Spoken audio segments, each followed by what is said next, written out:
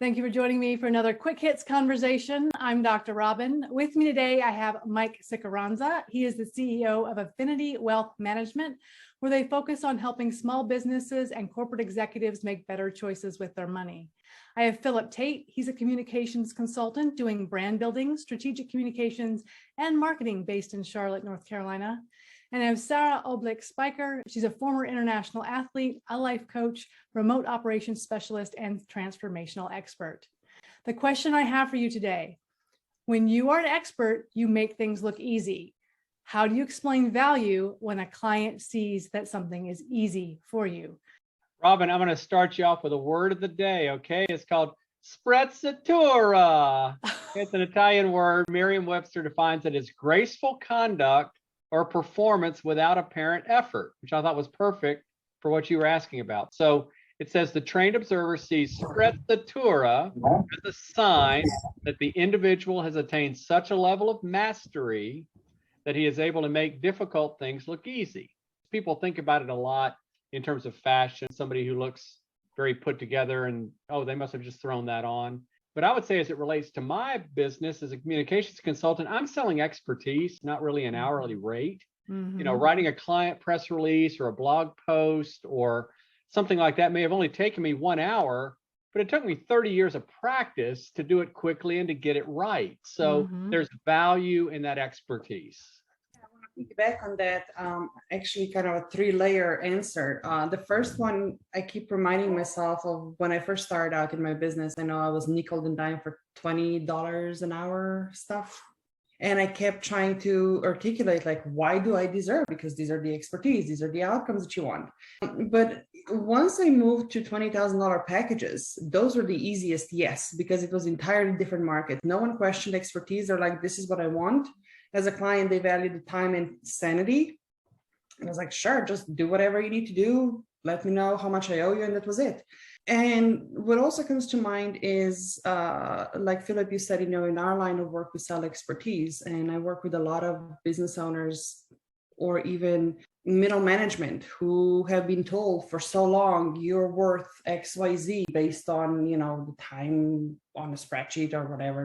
What comes the easiest to you is what you should charge the most for, has been one of the quotes that I've seen. And it has been life-changing for many of those individuals who now finally see themselves in a different light. And to finally bring it all around, I would also add just that if anybody's arguing about the price or wants you to justify it, they are just probably not the right client for you. Showing value is really a twofold process or a threefold process. First, it's asking great questions. Yeah. And getting to understand, you don't have to give your resume in order to show that what you do is valuable. The second is being a good listener and being not only asking the questions, but not have the second question already queued up in your head, but actually listen to what that person who's relying on your expertise actually says. One of my consultants that I've worked with for a really long time uses the process tell, show, do. You tell them what you're going to do, you show them that you're going to, how you do it, and then you simply just do it. And if you kind of combine those three things together, plus asking good questions, showing value is not an issue. I love the point that you made, Sara, that when you work with people who don't have money, they're going to nickel and dime you and want the world. When you work with people who just want the value because they want to move on with their lives, they're able to just say, yeah, I'll pay you whatever, just make this problem go away. And part of it is, I think we've all realized it, you have to find the right market for what you're offering. In my experience, it hasn't always been people who have or don't have money, because that's none of my concern. To judge if somebody does or does not have it. And when I did, it would be as somebody who on the outside would have all the status symbols, but they would still try to squeeze the most. And I was just listening to an interview with somebody yesterday, how they built their multi-million-dollar company. And they were so proud to say, just reach out to people and bring them in and they will work for you for free, just for the experience. And I thought to myself, whoa, time out, excuse me. No. So there is a fine line right there. I've been offered a lot of free speaking gigs in my life, and they offer exposure. And I have this line where I say exposure is what you put on your death certificate when you die outside, not how you pay your mortgage. And if I am not willing to work for exposure, I certainly would never ask someone to work for me for exposure. I'm in the financial services industry, and I can't tell you how many free internships I see, and people will take it because, especially if you're coming from a place of inequality, they will take it because they need the experience to get ahead or just be on the same playing field as other people, right?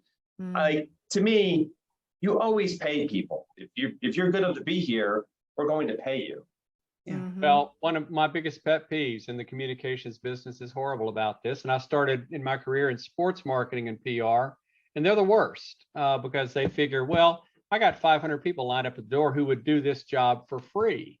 And it's just like, we have to pay people for internships. We have to pay people, a competitive wage at entry level. I mean, that's part of building the expertise that we know is so important.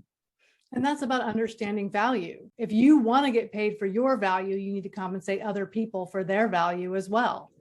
If someone is trying to get something for free, run. Don't try to explain to them, oh, but I'm worth this, or this is why you should pay me. If someone wants something for free, let them find someone who will do that for them.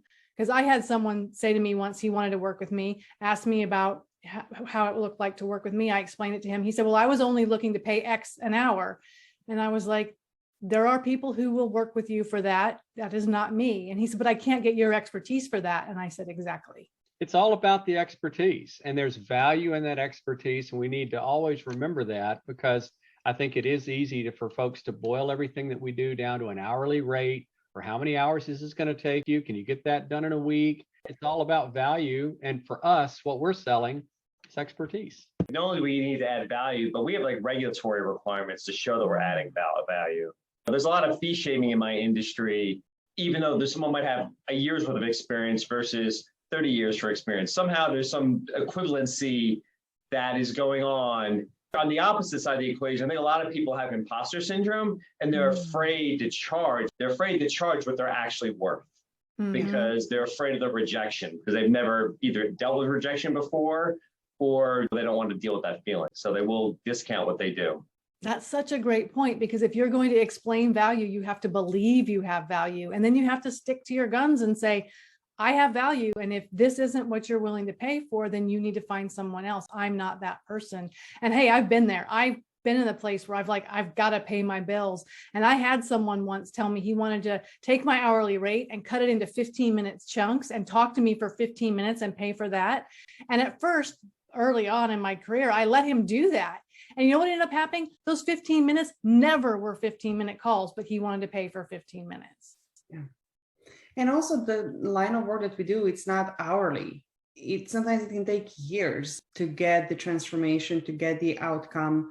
Marketing also, it's a lot of trial and error. It's feeling the market before you get that feedback. It takes time. Personally, I find it easiest to really try to base the fees on the outcome, the value of the outcome for the client.